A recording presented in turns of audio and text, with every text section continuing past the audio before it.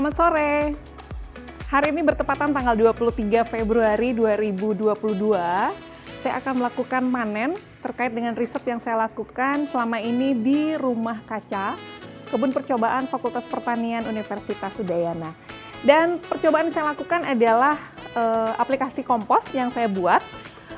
Kompos ini saya buat dari sampah upacara yang ada di beberapa TPS 3R yang ada di Kota Denpasar. Kemudian saya aplikasikan ke dalam tanaman pakcoy. Kenapa saya milih pakcoy? Karena ini adalah tanaman yang umurnya singkat, cuma 28 hari. Jadi saya melakukan penelitian ini dengan harapan melihat kondisi di rumah kaca, apakah dengan menggunakan kompos saya, pakcoy ini bisa tumbuh dengan baik. Jadi saya akan mencoba menjelaskan sedikit tentang perlakuan yang saya lakukan terhadap pakcoy ini. Ini adalah salah satu contoh dari perlakuan yang saya lakukan. Ini kodenya adalah K33. Jadi ini menggunakan 25% tanah dan 75%-nya adalah menggunakan kompos. Hasilnya luar biasa. Ya. Kemudian ada juga saya menggunakan yang ini kodenya adalah K13. Jadi di perlakuan yang ketiga. Ini dia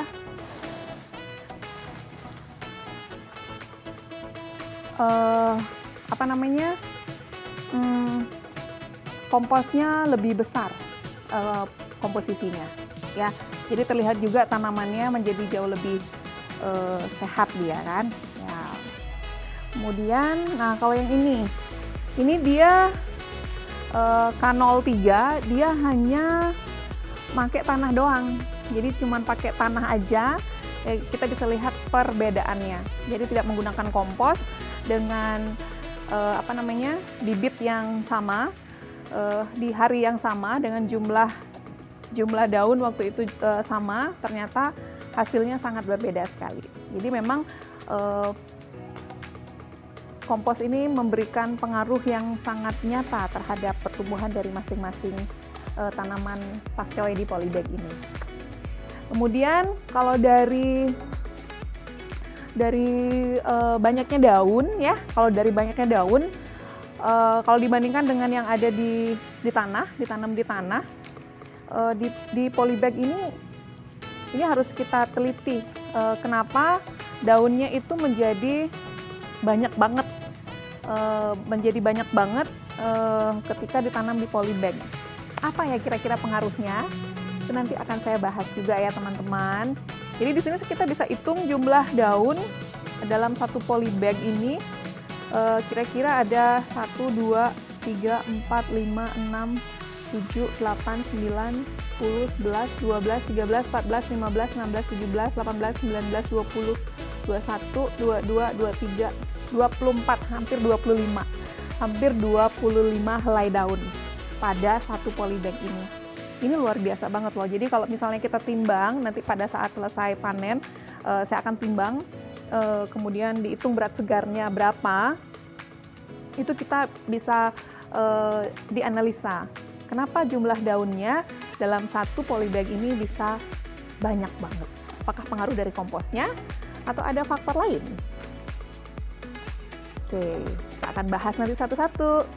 Dan saya mau memperlihatkan perbedaan yang ada di penelitian 2 yang saya lakukan. Jadi di penelitian yang kedua ini, di penelitian sebelah, saya menggunakan 3 jenis kompos yang ada di pasaran. Saya bandingkan dengan kompos yang saya buat sendiri. Jadi bisa dilihat bedanya jauh banget kan? Nah itu, jadi yang di sana terlihat jauh lebih subur. Ini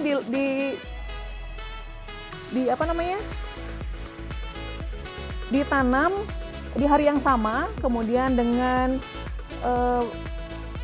bibit yang sama ya, yang seragam, bibitnya itu seragam dengan jumlah daun 4 waktu itu, dan hasilnya terlihat berbeda sekali dengan yang di sebelah. Jadi yang di sebelah sana adalah menggunakan kompos yang ada di pasaran. Ini kompos dengan merek A, kemudian yang di sebelah sini merek B, merek C, dan ini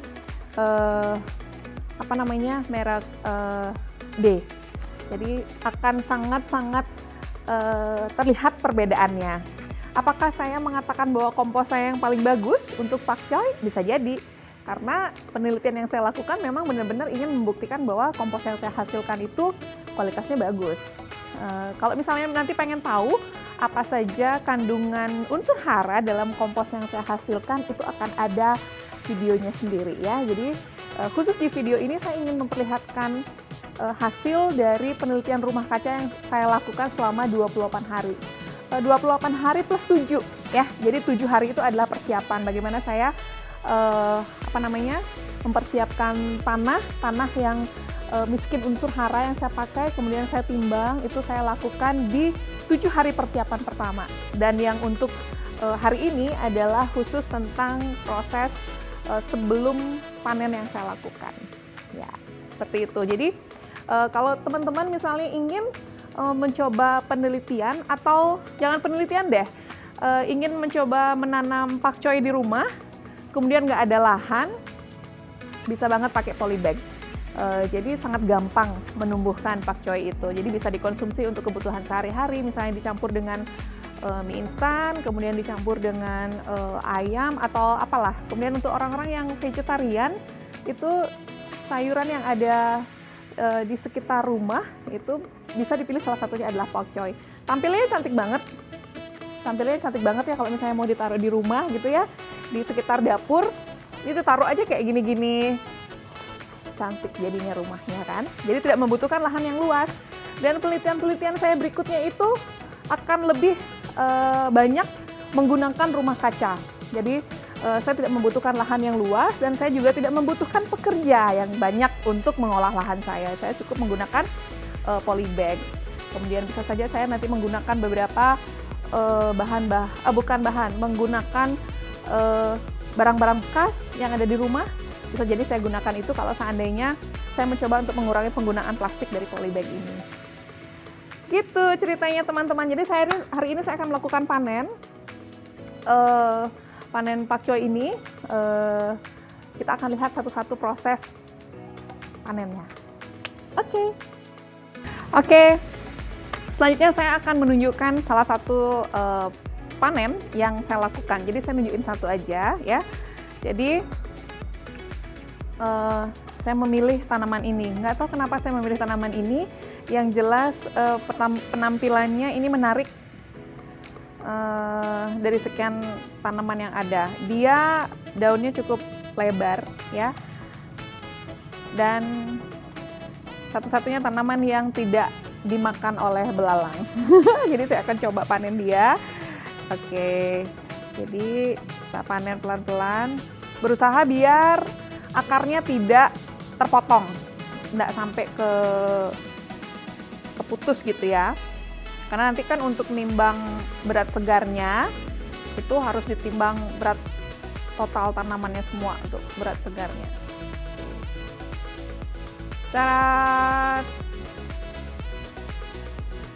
Nah, kita harus membersihkan tanahnya dulu. Karena kalau tanahnya ditimbang itu kan berpengaruh nanti ke beratnya ya. Makanya saya sudah menyiapkan satu ember yang udah berisi air.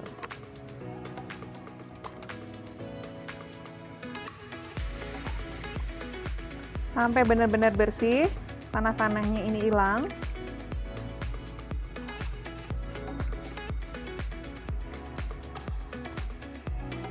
Ya. Tanahnya hilang, dan saya sudah menyiapkan satu amplop coklat yang nanti pakcoynya ini akan saya masukkan ke dalam amplopnya, sudah lengkap dengan kodenya. Ya, jadi kodenya adalah kode yang saya siapkan di sini, saya masukkan langsung. Nah, dan ini akan saya bawa ke lab untuk saya timbang menggunakan timbangan analitik. Udah. Begitulah panen yang saya lakukan untuk sore hari ini. Jadi karena tanamannya cukup banyak, tidak mungkin saya akan lakukan satu persatu ya kan. Jadi demikianlah cerita panen saya untuk pakcoy dengan menggunakan kompos yang saya buat sendiri. Mau tahu komposnya kayak gimana bentuknya? Kita lihat yuk.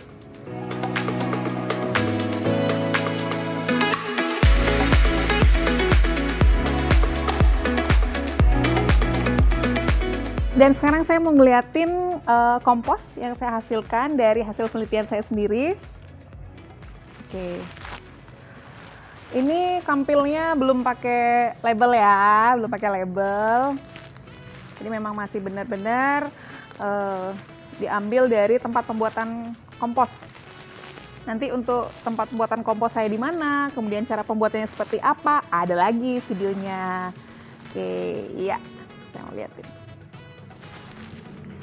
Nah, ini nih kompos yang saya gunakan untuk penelitian saya. Ini 100% adalah sampah rumah tangga, ya, didominasi oleh sampah upacara. Jadi kalau kita ngomongin sampah di Bali dengan sampah yang ada di daerah lain di Indonesia itu akan sangat-sangat berbeda. Di Bali itu sampah organik didominasi oleh sampah sisa upacara. Jadi kegiatan upacara keagamaan di Bali itu luar biasa. Jadi hampir setiap 3 hari sekali kalau kita pergi ke TPA itu sudah sampah upacara itu menggunung karena sehari-hari masyarakat Hindu Bali itu melakukan ritual persembahyangan dengan menggunakan sarana upacara berupa bebantenan dan dari canang dan lebih banyak menggunakan bahan dasarnya adalah janur, seperti itu. Kemudian ini mungkin masih terlihat ini ya, belum remahannya itu masih belum hancur banget ya, karena sampah upacara itu kan mengandung banyak sekali unsur komposisinya adalah janur, kemudian daun-daunan gitu ya. Itu saya pisahkan memang antara janur dengan janur-januran. Ada janur-januran itu seperti kalau orang bilang itu namanya busung dari luar Bali itu. Jadi saya pisahkan. Saya jadi khusus menggunakan janurnya aja. Itu memang proses degradasi dan ininya sangat lama ya. Jadi ini adalah maksimal yang bisa saya lakukan. Jadi remah-remahannya sedikit sekali. Sudah berubah dia wujudnya. Nah, ini bisa dilihat. Oke, seperti ini dia. Seru ya, kita bermain dengan kompos. Nah, inilah kompos yang saya gunakan untuk melakukan penelitian dengan menggunakan tanaman pakcoy itu. Jadi, saya menggunakan kompos saya untuk menguji sejauh mana sih keefektifan dari kompos yang saya gunakan ini untuk melihat pertumbuhan tanaman pakcoy itu. Sangat sederhana sekali. Jadi yang ribet itu adalah ketika penelitian di labnya. Jadi satu persatu saya akan informasikan gitu ya. Saya akan ceritakan lewat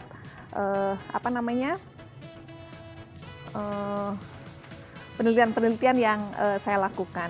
Jadi sangat menyenangkan bisa berbagi ilmu sesuai dengan apa yang saya dapatkan selama ini. Jadi sangat berguna.